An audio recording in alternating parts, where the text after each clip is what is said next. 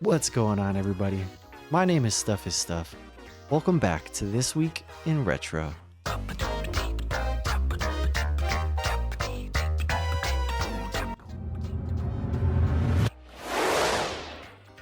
This week we have a new Pacifist category, a Genesis port, Game.com prototype, NESDev Competition, and Streamer Showcase.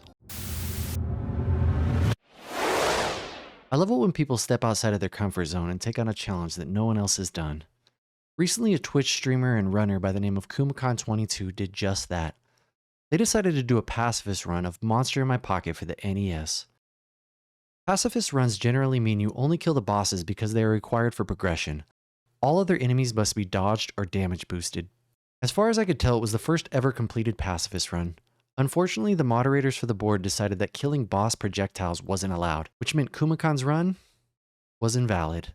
While the decision of the board rules was going on, Darth Tyrael85 decided to attempt it as well in support of Kumakon's attempt to create a new leaderboard. He learned of the new rules during his attempts and was able to complete the first official run for the board and snagging the first official world record.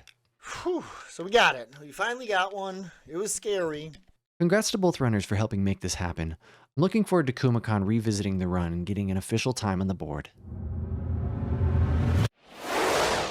Our favorite mole is back, and this time it's packing blast processing. So what's blast processing do? That's right, Slo-Mo is coming to the Sega Genesis. Slo-Mo is a very difficult platformer for the NES, Dreamcast, and Pico 8 by developer Eric Rosenlund. You play as, you guessed it, a mole platforming through different death trap filled levels. There's a timer for each screen. To get a successful checkpoint, you have to make it through the screen before the timer reaches 0. If you make it through afterwards, you can still proceed, but when you die, you'll go all the way back to the last checkpoint you cleared. It's really addicting and the music is super charming. You can gain early access right now via itch.io with the full release coming in the first half of 2023. They're even going to release the game on cartridge, so go check it out.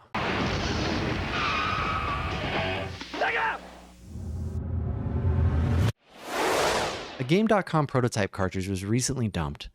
The Game.com is a handheld that looks like a Tiger handheld had a baby with a Palm Pilot, and is pretty well known for taking amazing franchises and cramming them into a form that nobody wanted. Well, maybe not nobody. The game that was dumped is Castlevania Symphony of the Night. The character sprites are actually really well done, but the backgrounds kind of look like they've been sun damaged. The sound effects sound like they're from a Tiger handheld, which basically they are. I don't think it was the developer's fault. The console's just very limited. Even if I don't like the Game.com, I have mad respect for the team that attempted to port this. They did not have an easy task, and honestly, they did really well for what they had to work with. But don't take my word for it. The game is available for everyone to download and try for themselves. NesDev Compo 2022 is going down, and one of the best things about it is we get a ton of new NES homebrew titles. This is an annual competition where developers get a chance to showcase the fun stuff they've been working on. They give cash prizes for 1st through 5th place, and every team that enters gets an NES multi-cart with all of the entries on it. Two of the standout games so far are Minecart Madness, which is a classic arcade-style game where the goal is to collect all the gems before the time runs out, and Raven's Gate, which is a Zelda-inspired top-down adventure game with 4 different worlds and over 70 different rooms. The deadline to enter was October 31st, 2022, so now everybody can go vote on who they think the best games are. You still have 19 days to vote, so be sure to get over there and pick who you think the best game is.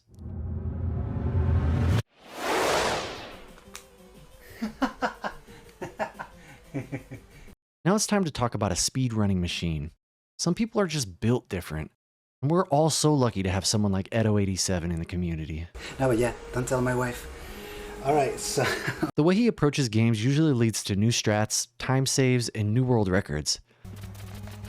You can just do that, and that's super fast, and that's a flip-flop that we still do, all of us do.